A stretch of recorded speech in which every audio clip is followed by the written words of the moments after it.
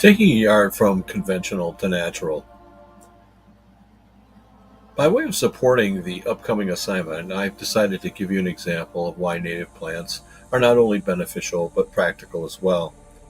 The backyard of our house in Elgin used to be a conventional turf grass lawn. This is an aerial view that shows our house and our surrounding yard.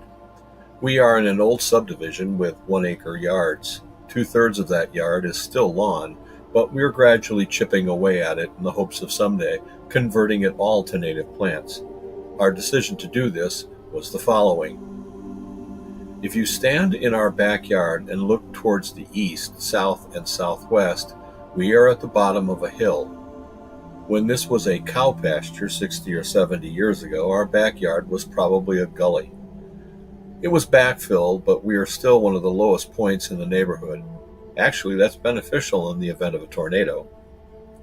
This is a fairly recent aerial shot of our house from the same general direction. As you can see, we have no lawn in our backyard.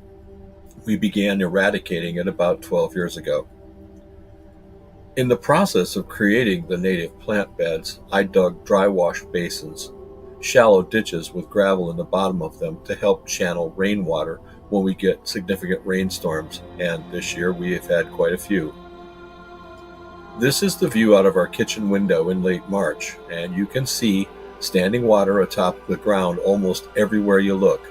This is a shallow temporal swamp. The reason why you see it so clearly in this view is that we had a dry spring, and I burned the native plant residue about every other year. It actually likes that. As proof of that, here's the same view in late July of 2024. As you can see, the plants are thriving and most of them are twice the height of me. The yellow flowers on the immediate left of this view are called cup plants, and the large leaves in the foreground are an escaped sunflower from our bird feeders. This is what the area looked like in June of 2012. Most of the time, we were tearing up what little grass there was because it was flooded and muddy, and it was a mess and difficult to maintain. Here's a view from almost that same spot in July of 2024. There's a boardwalk around the north end of the yard because, as you can see from the previous pictures, many times this area is under 4 to 6 inches of water. Do we have mosquitoes? Actually, no. Our native plants support a huge array of native predators, namely dragonflies, who are notorious hunters of flies and mosquitoes. From further out in the backyard in 2012, you can see that we had quite a bit of grass to mow, and this portion of the yard was maintained with a push mower due to the weird curvature of the landscaping. Here's that same view in July of 2024. Happy to report, no more mowing.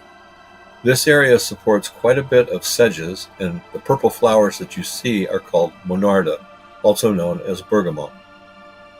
Originally, we had a vegetable garden on the south side of the swimming pool area, but the maintenance of that was pretty extreme, especially when you consider that there are many farm stands in the local area that sell produce pretty reasonably. This is the same view 12 years later. My girlfriend has 2 little grandkids, and we built the play fort for them within the last 3 years, and it took the place of the garden. The garage in this view was new in 2016. Again, the flowers are bergamot and rudbeckia, also called black-eyed Susans. The dry wash is at the foot of the picket fence here, but you can only really see it in the fall and spring. This is the view from our small back porch directly below our kitchen window in June of 2012. Back then, the split rail fence was much more visible. Roughly the same view in July of 2024. Even though there are watering sprinklers scattered here and there about the garden, they're only used to water the first-year plants. This area never requires watering at this point. The large plant in the foreground here is pokeweed, and the leaves hanging from above are wild river grapes supported with a trellis overhead of the small porch. Both plants produce berries that our birds eat. And finally, this is the back of the pool enclosure as it looked in 2012. The shallow dry wash ditch now runs straight along the base of the timbers below. But As you can see from this view in July of 2024, you really can't see a trace of the dry wash at this time of the year. Many of the plants here are Queen of the Prairie, Rattlesnake Master, Bergamot, and Rudbeckia. The vines on the back of the pool enclosure are Illinois Rose.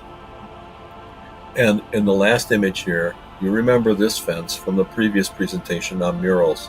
These huge plants are called prairie dock, and some of them have stems that are close to 12 feet high. I'll be back here shortly with 12 examples of native plants that you might want to consider on the Lyle Avenue mural project. I hope to be able to compose a larger catalog for you by the time that we get to this assignment here in the fall.